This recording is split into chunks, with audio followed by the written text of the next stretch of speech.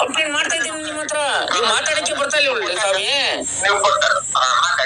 ಮಾತಾಡಕ್ಕೆ ಬರ್ತಾ ಇಲ್ವಲ್ಲ. ನಿಮ್ಮ ಯಾರು ಅಧಿಕಾರಿ ನೇಮಕ ಮಾಡಿದ್ರಿ? ಪುಣ್ಯ ಬಂದ್ ಅವ್ರಿಗೆ ಹೇಳ್ರಿ, ಅಡ್ಡ ಬಿದ್ಬಿಡ್ತೀನಿ ಹೋಗಿ. ನಿಮ್ನ ಆಯ್ಕೆ ಮಾಡಿದವ್ರಿಗೆ ಹೇಳ್ರಿ, ಪುಣ್ಯ ಬರ್ತದೆ.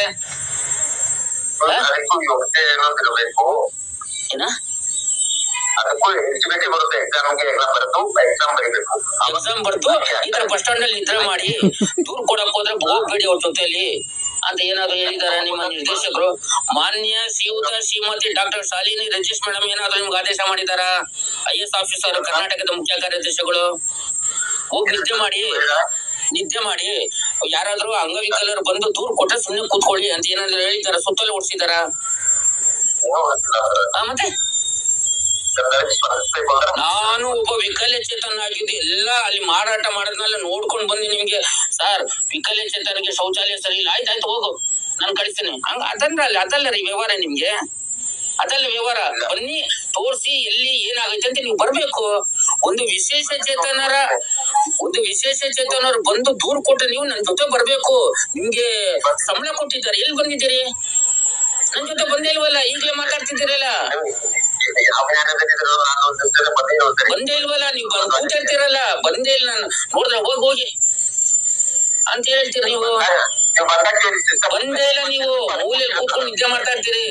ಒಂದು ಗುರುತಿನ ಚೀಟಿನೂ ಹಾಕೋದಿಲ್ಲ, ಒಳಗಡೆ CC ಕ್ಯಾಮ್ರಾನೂ ಇಲ್ಲ, ಒಂದು ಗೌರವಯುತವಾಗಿ ಮಾತಾಡಕ್ ಬರೋದಿಲ್ಲ. ಮಾನ್ಯ ಶ್ರೀಮತಿ ಹೇಳಿ ಡಾಕ್ಟರ್ ಶಾಲಿನಿ ರಜೀಶ್ ಮೇಡಮ್ 3ನೇ ಫ್ಲೋರ್ ಹೋದ್ರೆ ಅಲ್ಲಿರುವ ಸಿಬ್ಬಂದಿಯವರು ಸರ್ ಕೂತ್ಕೊಳ್ಳಿ ಅಂತಾರೆ. ಡಿಸೇಬಲ್ಗೆ ಫಸ್ಟ್ ರೆಸ್ಪೆಕ್ಟ್ ಕೊಡ್ತಾರೆ ಅವರು. IAS ಆಫೀಸರ್ಗಳು ಗೌರವ ಕೊಡ್ತಾರೆ, IPS ಆಫೀಸರ್ಗಳು ಗೌರವ ಕೊಡ್ತಾರೆ, AS ಆಫೀಸರ್ ಗೌರವ ಕೊಡ್ತಾರೆ. ವಿಕಲಚೇತರು ಹೋಗಿ ಏನ್ ಸರ್ ಬೇಕು ಅಂತ ಹೇಳ್ತಾರೆ. ಆದ್ರೆ ನೀವು ಮಾತ್ರ ಮೂಲೆಯಲ್ಲಿ ಕೂತಿರ್ತೀರಿ. ದೂರ್ ಕೊಟ್ರೆ ಆಯ್ತಾಯ್ತು ನಾನು ನೋಡ್ತೀನಿ. ಎಲ್ಲಿ ತನಕ ಏನ್ ಮಾಡ್ತಿದ್ರಿ? ಅಂಗವಿಕಲರ ಬಾತ್ರೂಮ್ ಹೋಗಿ ನೋಡಿದ್ದೀರಾ? ನೀರೇ ಬರೋದಿಲ್ಲ ಡೈಲಿ ನೋಡಿದೀರಾ? ಆಮೇಲೆ ನಮ್ಗೆ ಶೌಚಾಲಯ ಹೋಗಿ ನೋಡಿದೀರಾ ಹೆಂಗೈತೆ ಅಂತ? ನೋಡಿದ್ದೀರಾ? ನೀವು ನಮ್ ಶೌಚಾಲಯ ನೋಡ್ಬೇಕಲ್ವಾ? ವಿಕಲಚೇತರ ಶೌಚಾಲಯ ನೋಡ್ಬೇಕಲ್ಲ. ಎಲ್ಲ ಅಂಗಡಿಯಲ್ಲೂ ಮದ್ಯಪಾನವನ್ನು ಮಾಡ್ತಾವ್ರೆ, ಅದು ಗೊತ್ತಾ ನಿಮ್ಗೆ? ಧೂಮಪಾನ ಮಾರಾಟ ಮಾಡ್ತಾರ ಗೊತ್ತಾ? ಮುಂದಕ್ಕೆ ಗಾಂಜಾನು ಮಾಡ್ತಾರ. ಸುಮ್ನೆ ಕೂತ್ಕೊಂಡ್ಬಿಡಿ, ಅರ್ಥ ಆಗ್ತಾರ? ಎಲ್ಲ ಸುಮ್ನೆ ಕೂತ್ಕೊಳ್ಳಿ, ಯಾವ ಅಂಗಡಿನೂ ನೋಡ್ಬೇಡಿ, ಅರ್ಥ ಆಗ್ತಾರ ನಿಮ್ಗೆ?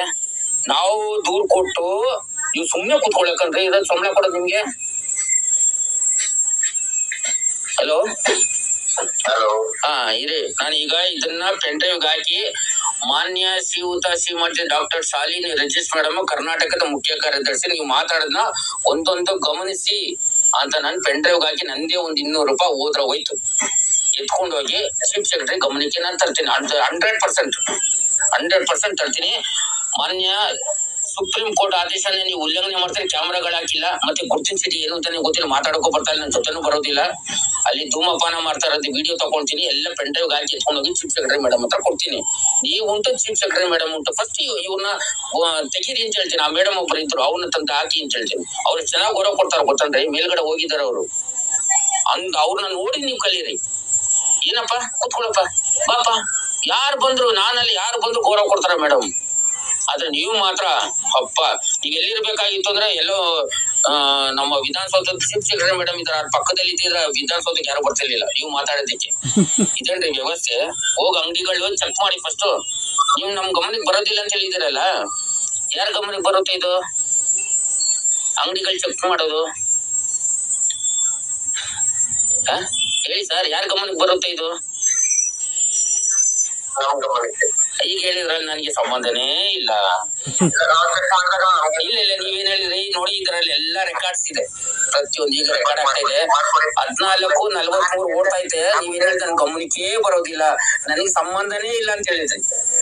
ಈಗ ನನ್ ಗಮನಕ್ಕೆ ಬರುತ್ತೆ ಅಂತಿಲ್ಲ. ನೀವ್ ಹೇಳಿದ್ರಿ ರೆಕಾರ್ಡ್ ಇದೆ, ನನ್ನ ಹತ್ರ ವಿಡಿಯೋ ರೆಕಾರ್ಡ್ ಆಗ್ತಾ ಇದೆ. ಈಗ ನೀವ್ ಹೇಳಿದ್ರೆ ನನಗೆ ಗಮನಕ್ಕೆ ಬರೋದಿಲ್ಲ, ನನಗೆ ಇದು ನನ್ಗೆ ಸಂಬಂಧನೇ ಇಲ್ಲ ಅಂದ್ರೆ ಡಿಪೋ ಮ್ಯಾನೇಜರ್ ಬರೋದಿಲ್ಲ. ನೀವು ಮೂಲೆಯಲ್ಲಿ ಕೂತ್ರೆ ಬರ್ತದೆ ಬಂದಿರೋದಾ? ಬಿಡಿ. ಈಗ ಇಲ್ಲಿ ಈಗ ತಾನೇ ಹೇಳಿದ್ರಲ್ಲ, ನಾನು ಅಲ್ಲಿಗೋದೆ ಇಲ್ಲಿಗೋದೆ ನಾನು ಬರೋದಿಲ್ಲ. ಎಲ್ಲಿ ಕ್ರಮ ತಗೊಂಡು ನೀವು ರೋಡಲ್ಲಿ ಬಂದ್ರೆ ತಾನೇ ತಗೊಳ್ಳೋದು, ಚೆಕ್ ಮಾಡ್ಬೋದಲ್ಲ ಎಲ್ಲ ಅಂಗಡಿನವೇ. ಬನ್ನಿ ಬೆಳಿಗ್ಗೆ 6 ಗಂಟೆಗೆ ನನ್ನ ಜೊತೆ ಬರ್ತೀರಾ? ಎಷ್ಟು ಅಂಗಡಿ ಬೇಕು ನಿಮ್ಮ ಹತ್ರ? ನನಗೆ TV ಚಾನೆಲ್ ಕರ್ಕೊಂಡ್ ಬರ್ತೀನಿ. TV ಚಾನೆಲ್ ಟೈಮ್ಸ್ ಅಂತ ಒಂದು ಬರ್ತದೆ, ಮೇಡಮ್ ಇದ್ದಾರೆ ನಮ್ ಜೊತೆ ಒಬ್ರು.